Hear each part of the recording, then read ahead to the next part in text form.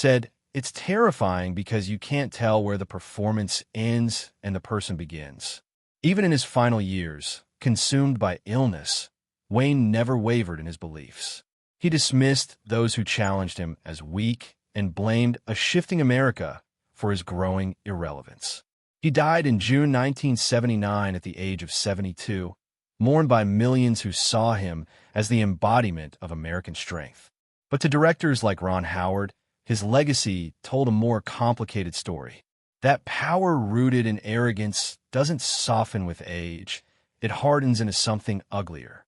The icon endured, Howard once reflected, but the man beneath the boots was never worthy of the statue they built him.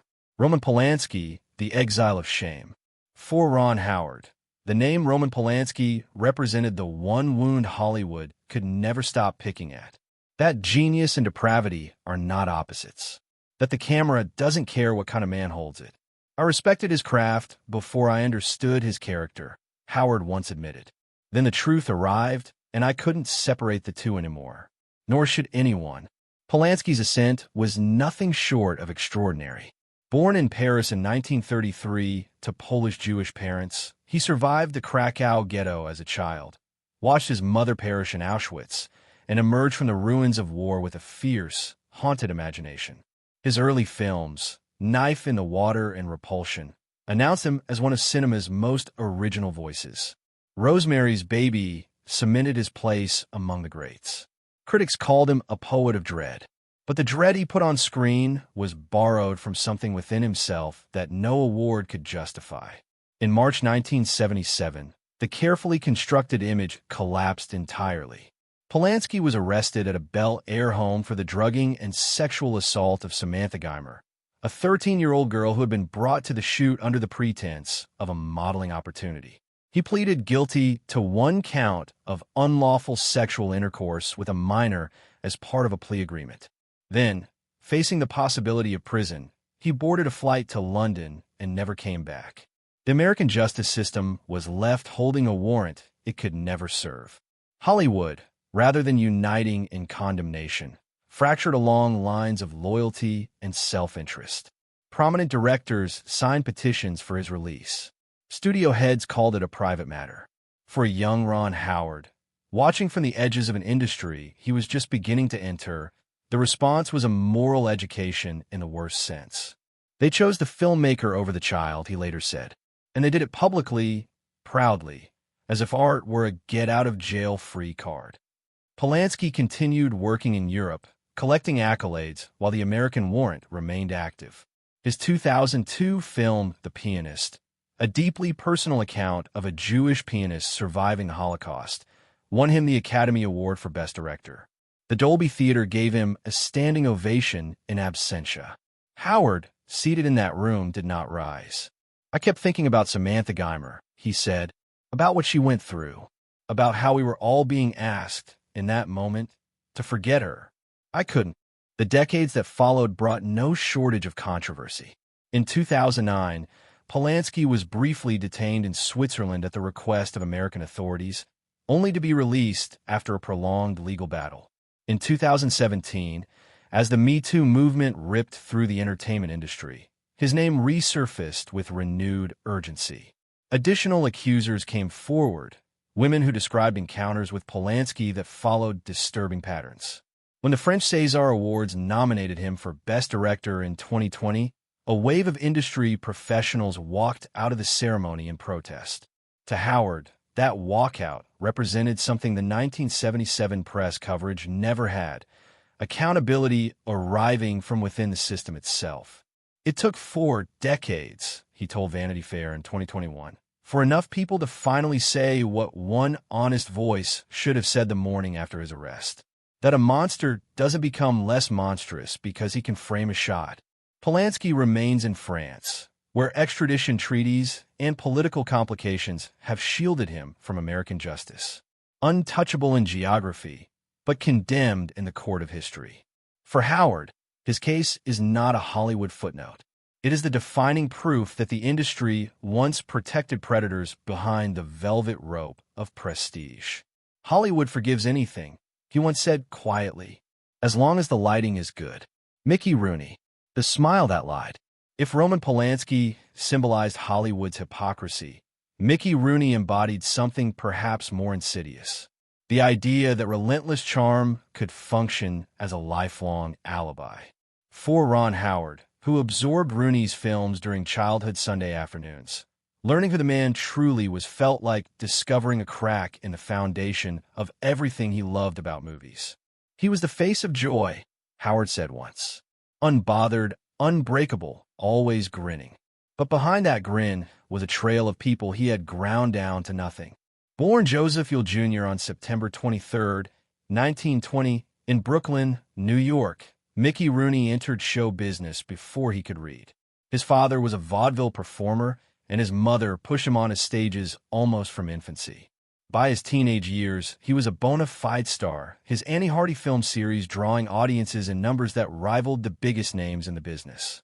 By 1939, he was the single highest-grossing actor in Hollywood.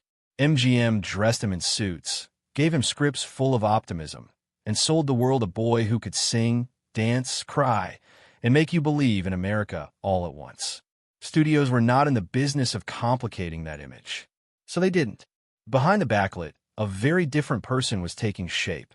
Rooney's appetites were enormous and undisciplined. He married 8 times, beginning with Ava Gardner in 1942, a union that lasted barely a year. Gardner, who went on to become one of Hollywood's most glamorous stars, was characteristically blunt in her assessment of her first husband. She described him as a man whose ego occupied more space than his body ever could. He was magnetic and he was impossible, she wrote in her memoir. Sometimes those two things are the same. The gambling began early and never stopped. At his peak earning years, Rooney was pulling in extraordinary sums. Yet by middle age, he had burned through virtually all of it at racetracks and card tables. The bankruptcy filings became a recurring feature of his later decades. Former colleagues described an on-set presence that could shift without warning from infectious warmth to cutting cruelty. He mocked co-stars, belittled crew members, and operated as though his early fame had placed him permanently beyond accountability. His friendship with Judy Garland, who met him during their shared years under the MGM machine, was one of Hollywood's most publicized bonds. They appeared in numerous films together, radiated genuine affection for each other in interviews, and were publicly positioned as the wholesome heart of the studio's golden output. But those who knew them both described a more complicated private dynamic. Garland, who suffered catastrophically under MGM's demands, including being placed on strict diet pills and sleeping medications as a teenager, later hinted that Rooney was not entirely absent from the culture of pressure that contributed to her breakdown.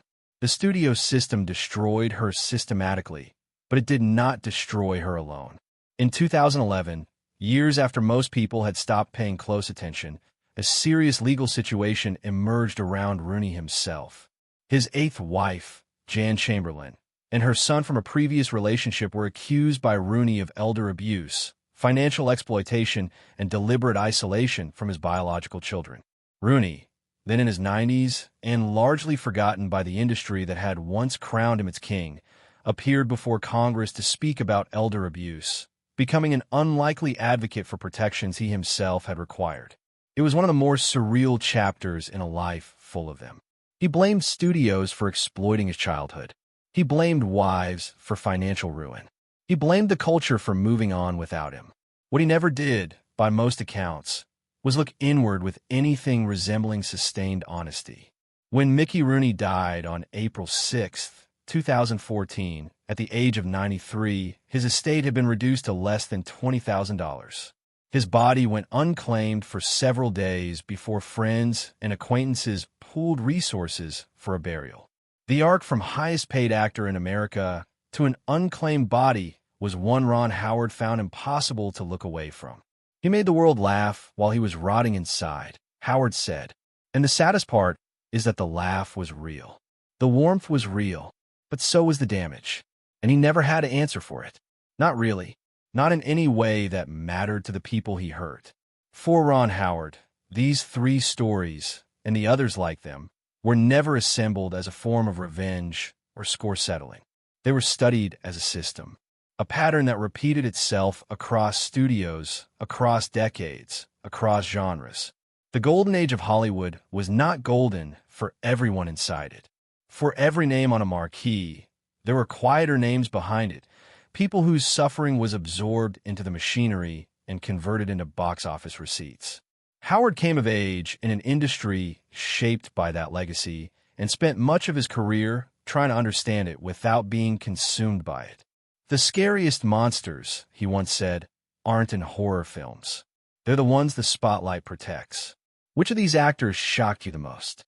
The predator who fled justice, the tyrant who never apologized, or the smiling man who made the whole world laugh while leaving wreckage in every room he left? Let us know in the comments.